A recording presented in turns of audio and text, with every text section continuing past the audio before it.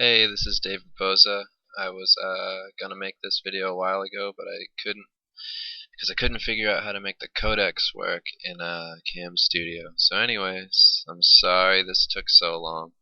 I posted a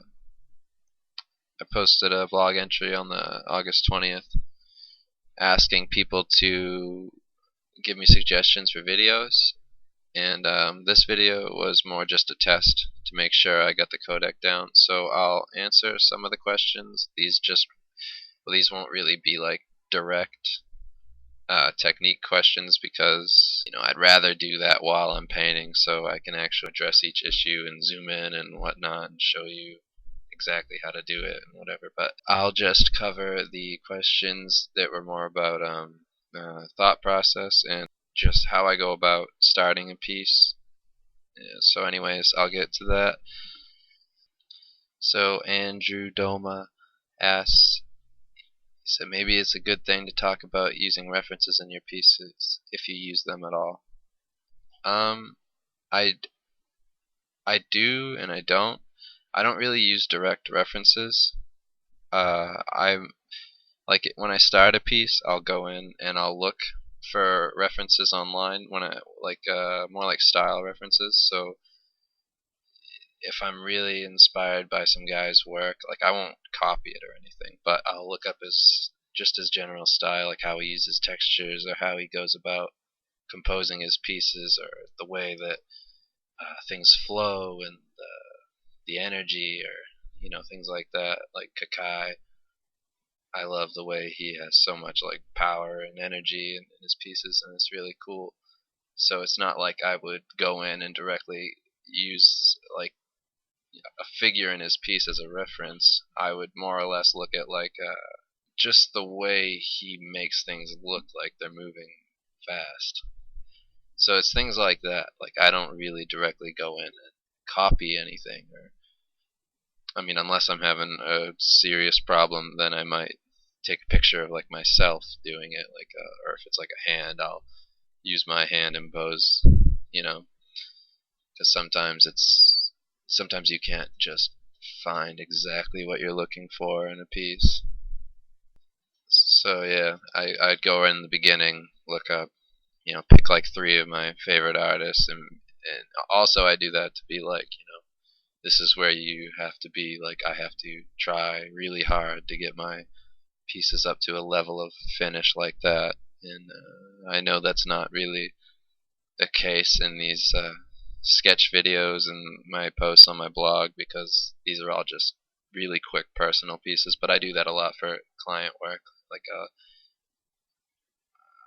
I know what I want, and I'm not like trying to be what the company already has, but I'm just trying to be everything that I love. Like I love the speed and energy in certain pieces, and I love how this looks like it's influenced by a certain soundtrack or just things like that. Anyways, here's a question by Ray Goss. What sort of prep work do you do for the majority of your pieces, both personal and commissioned? It's the same thing. Collect references or do some quick sketches in my sketchbook that I don't really post online.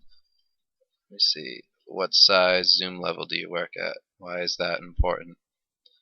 Well, at first I don't really zoom in.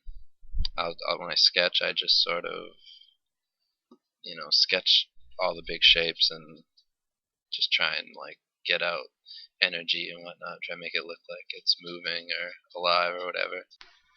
But being zoomed out all the way is really important because you can see all the details, like because it's not about going in and detailing everything perfectly. Like you don't see every individual hair, you don't see every individual link in chainmail.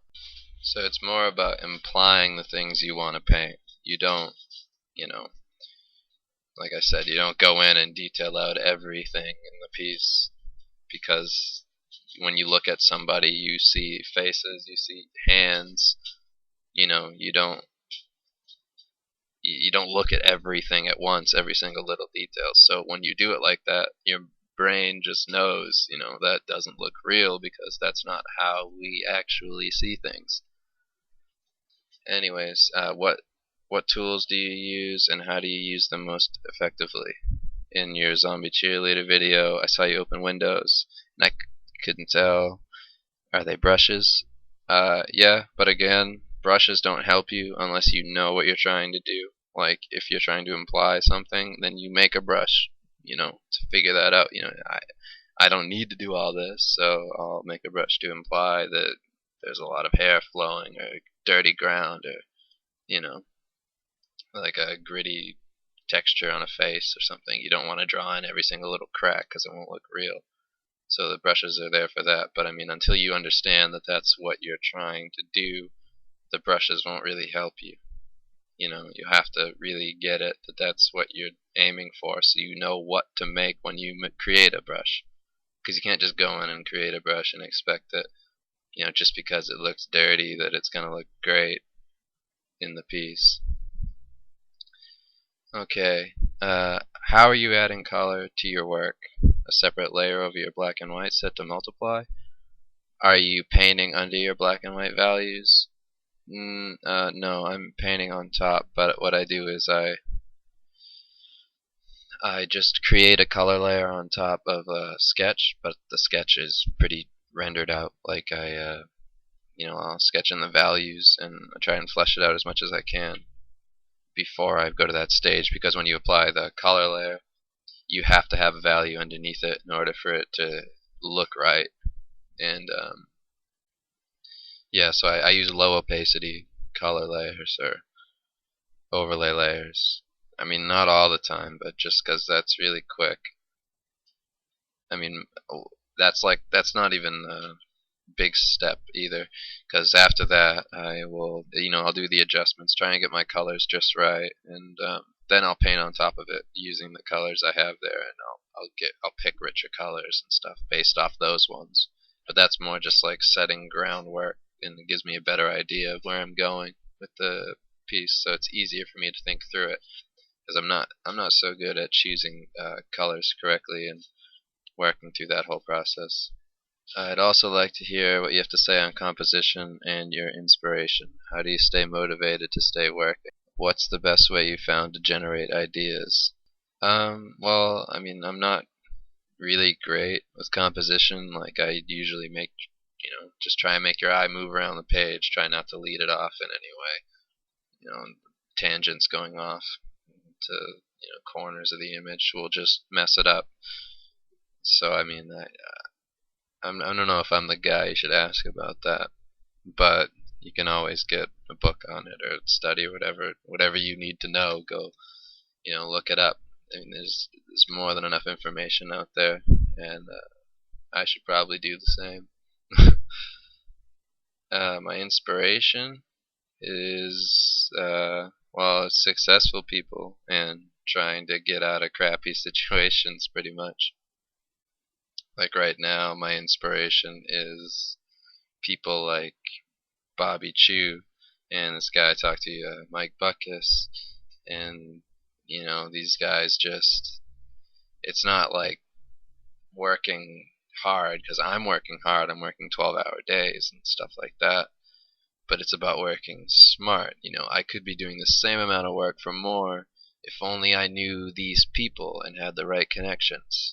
So instead of just busting your ass forever hoping that something will happen, you have to go out of your way to get to know people, ask them questions, send them your work, try and talk to as many people as you can who are doing what you want to do, and they they usually they understand where you're coming from, and they can help you and push you in the right direction, and they might even offer you some work if you're good enough and they really like your personality. But yeah, I mean, that's my inspiration. It's just reaching out to these dudes who are doing what I wish. They just, they make enough. They make more than enough to get by, and they're living out, their dreams. So it's really it. I mean, I like art. I like certain pieces and artists that really inspire me, but that's not really what gets me going. Like, what gets me going is a motivation to just improve and get out of the state I'm at. Like, things are going good, but you always do better. So anyways, thanks for all the questions. I really appreciate it. I'll try and get to doing more of these videos now that I've figured out how to do this correctly. If you have any questions, you can go to my blog. It's at www.theyre.com. I'll try and post more things like this, addressing questions and whatnot. So thanks for your time, and I hope you got something out of it.